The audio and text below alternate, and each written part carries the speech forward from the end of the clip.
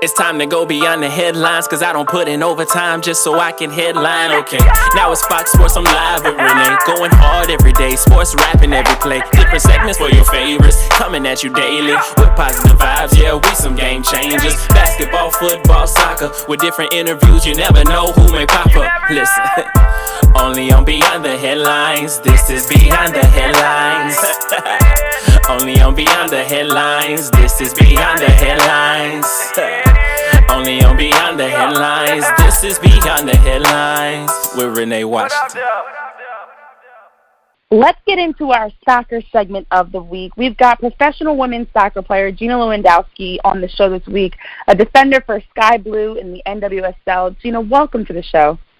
Thank you. Thank you for having me. No problem, no problem. I love your background in soccer and how you've had the opportunity to play here in America as well as overseas, so I definitely want to get your perspective and comparing the two and comparing the different experiences that you've had.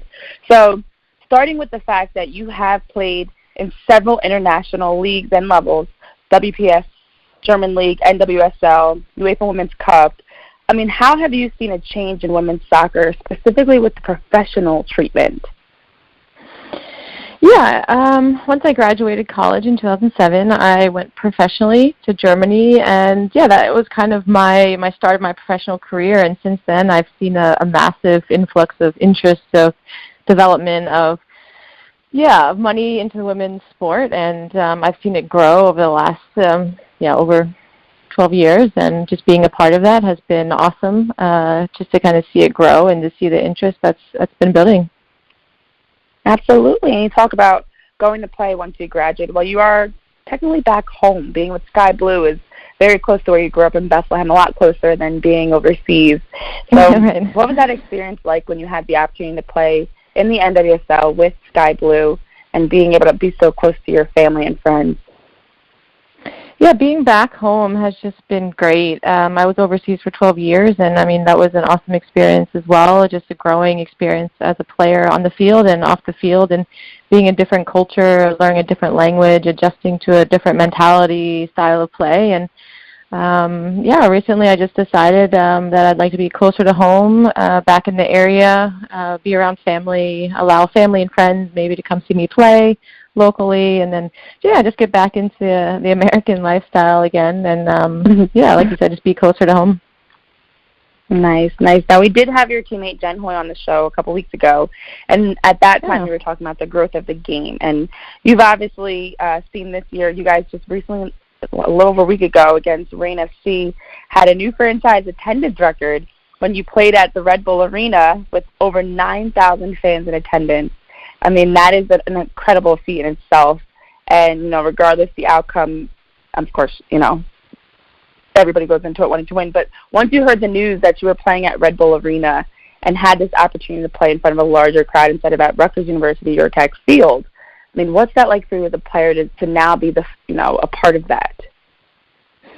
Yeah, it was a huge highlight for us overall, just for the season. And playing at Rutgers is also great, but being in a bigger stadium, a bigger platform, reaching a different audience in northern New Jersey and New York area has just been a massive boost for us. And it's just so exciting to be in a bigger stadium in front of a lot more fans than at Rutgers. And, we were excited right from the get-go as we heard that we were going to be playing there. And, hopefully we can get some more games out there this season or in the future. It was just something very exciting, and to see the interest that they took in us and helping support us grow and just build more popularity. Yeah, I loved it. It was so incredible to see just the way there was so much buzz around it, and even promoting the game. You guys go into it to tie. It's an even, a very well played game, so everybody enjoyed it regardless which side they were on. But I mean, that's something that I know I've talked about with people with women's sports specifically, is just the growth of the game has to, a big part of that are the fans. You need to have more fans at your games. You need to have more people that are, interested and tuning in, whether they're there in person or watching, on TV, whatever it may be. And for you guys, that was like a turning point, and I feel like, to what could be, potential more opportunities to have more fans and grow what Sky Blue FC is all about. So that's awesome. I know I did actually talk to someone who is an MLS and NWSL reporter, and he was saying how what he notices with the league, and actually he's on the show not too long ago also, Andrew Hammond, he was saying how there's kind of like a disconnect in the league.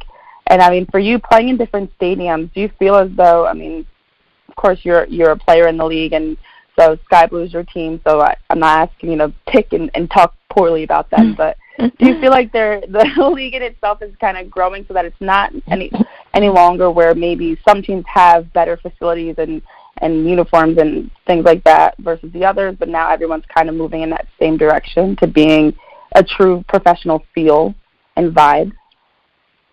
Yeah, I think in the past it was kind of lopsided throughout the whole league, and I think in the past few years we've kind of put a lot of investment into the league through U.S. Soccer and MLS, and just trying to build the program or build the league and the women's game in general. And now you see that it's becoming a lot more consistent. I think it can be more consistent over all 9 teams, but you see different regions of the country where you have more popularity in the sport, whether it's West Coast maybe or maybe in the South, but the teams that are kind of partnered with the men's side do tend to get a little more influx of fans, just maybe because of the men's side pushing a little bit more, and then the facilities and the medical department maybe they're sharing that those two, and kind of helps grow the women's side a little bit more, and helps them be maybe a little bit more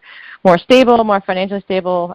But yeah, I think Sky Blue definitely has a lot of potential. Unfortunately, the structure isn't quite there, but I think we're definitely going in the right direction, and it's exciting to be a part of it and to see where it could potentially go. Yeah, without a doubt. Now you talk about having the infrastructure there. What was really something? I mean, looking back at your time with FC Bayern and now it's Sky Blue, I mean, what has changed about you as a player as you've gone from being able to play overseas to now playing back in the NWSL? Yeah, I mean, Bayern Munich, it was a little more structured environment. There's more of a foundation there. I mean, there's a lot of history with Bayern Munich, with the men's side being so successful over the last decades. And, they really invested a lot in the women's program the last years, and just to kind of grow as a player, as a woman in that environment has been such an incredible experience for me, and to kind of see everything that goes into a professional environment, what's needed, what's missing, and then kind of just to grow and to be successful with that team. And then coming to the States, things are run a little differently, not necessarily wrong or bad, but just differently. And I mean, Sky Blue isn't as structured, or there's not much of a foundation as it was in Munich. So I'm learning to adjust, learning to adjust the American style. The coaching staff, the medical department, the whole organization as a whole, it's just run a little differently, and it's just kind of interesting to see and compare the two. But like I said, I think there's definitely a lot of potential in Sky Blue and moving forward. But yeah, I mean, it's kind of hard when you don't really have that structure foundation like a team in Bayern Munich or a team in Europe. But I definitely think there's a lot of growth within Sky Blue as well as over the entire NWSL. Absolutely. I love this because I feel like I get into a lot of conversations with people that just do not know what it's like to play, of course, professional sports in general. But I know for me, like when I started playing soccer, it was, why not play overseas? And I never had that experience. I can't speak on it. So I love that you can kind of weigh in and not only speak on that, but also kind of shed light on how they compare from one to the next.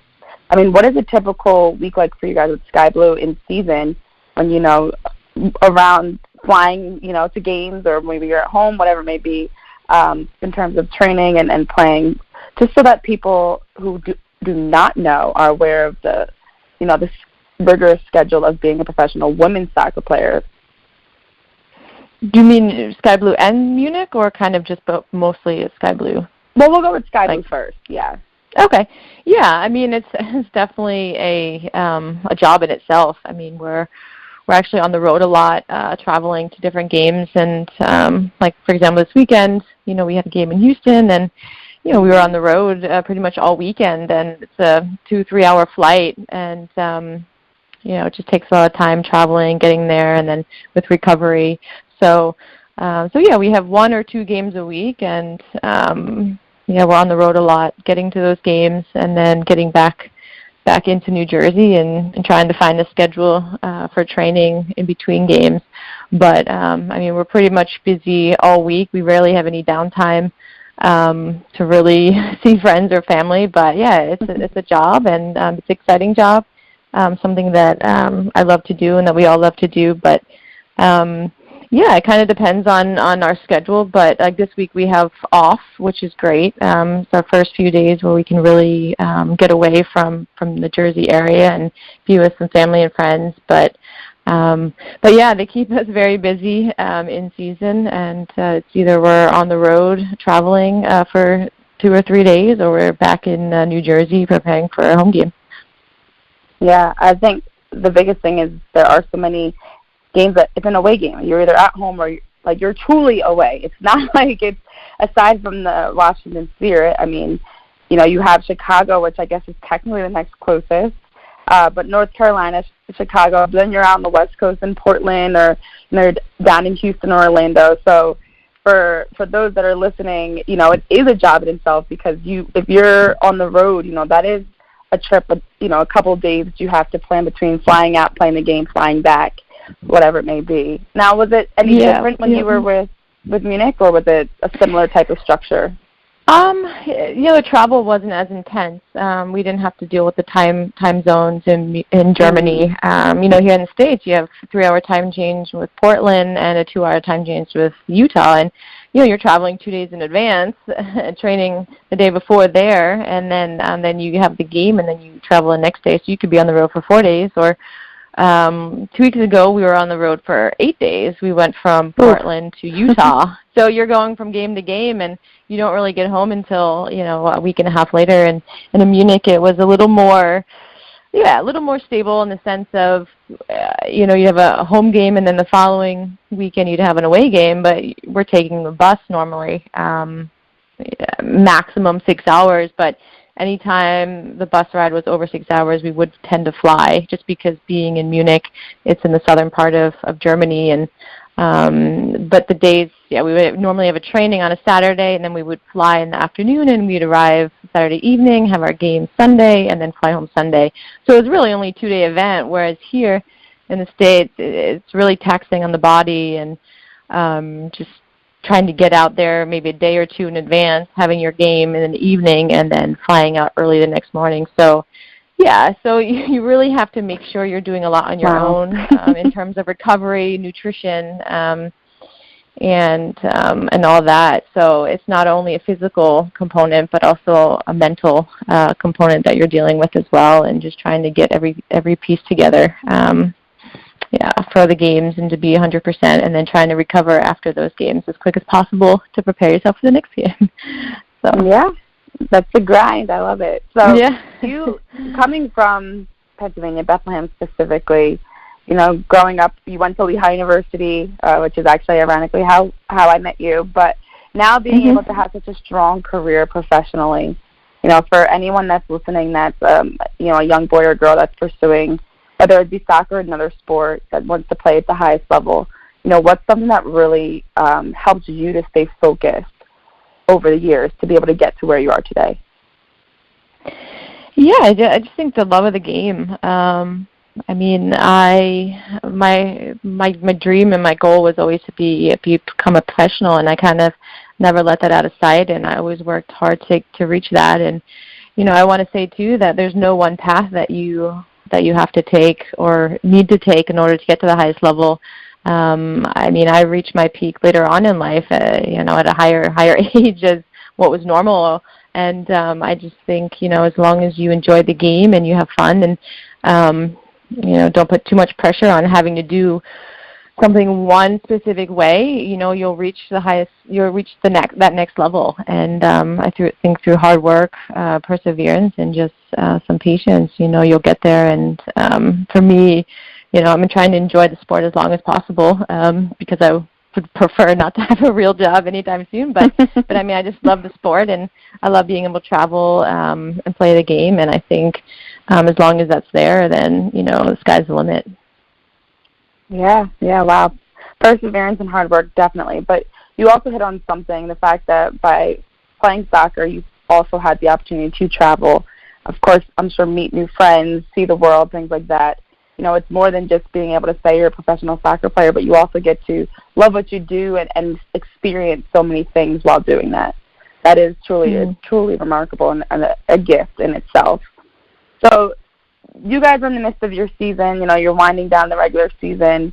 What's kind of next for you in terms of training and now preparing for next year, and kind of what are you going to be up to that we can expect moving forward? Yeah, so I've kind of been going straight from the past year or so. I went from my Munich season, which ended in May, directly into Sky Blue and the NWSL season. So I'm actually looking forward just to a much-needed break this off-season. It'll be my first, 3 months where I can actually have a break and kind of enjoy an off-season in the sense of being at home and relaxing.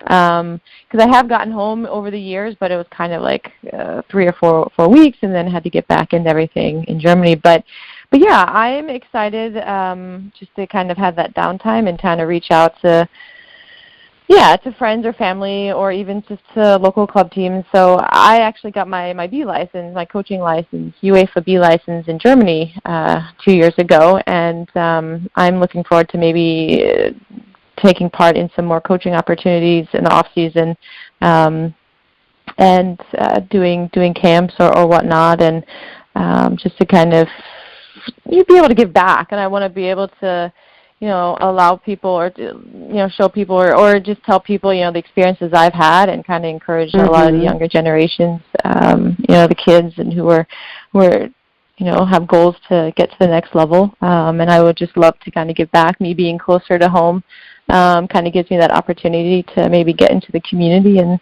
do some more things while I'm home. Nice. Well, I hope you do enjoy your much-needed downtime. It sounds like you definitely do. Yeah, I'm looking forward to that for sure. Yes. Very nice, very nice. And coaching is definitely, you'll enjoy that. It's great that you were able to get your B license while you were in Germany, and now you can give back and help inspire and teach the next generation. So, Gina, where can our listeners find you on social media to follow you in your journey? Yeah, I have an Instagram account as well as a Facebook fan page. I have a Twitter account, which is I don't use as much as as Instagram or Facebook, but yeah, I try to do a lot on those accounts, so people can follow me there. And feel free to reach out to me on Instagram or my Facebook fan page, and I'd be happy to answer any questions or give advice or tips on anything regarding soccer or overseas or anything really that comes to mind. Awesome. Thank you so much for joining the show. You're an inspiration, and I appreciate you being on the way in on your soccer experiences in the States, overseas, and then just kind of helping to hopefully inspire someone else that's listening as well. So thank you so much. I appreciate it. Yeah, my pleasure, and thanks for having me.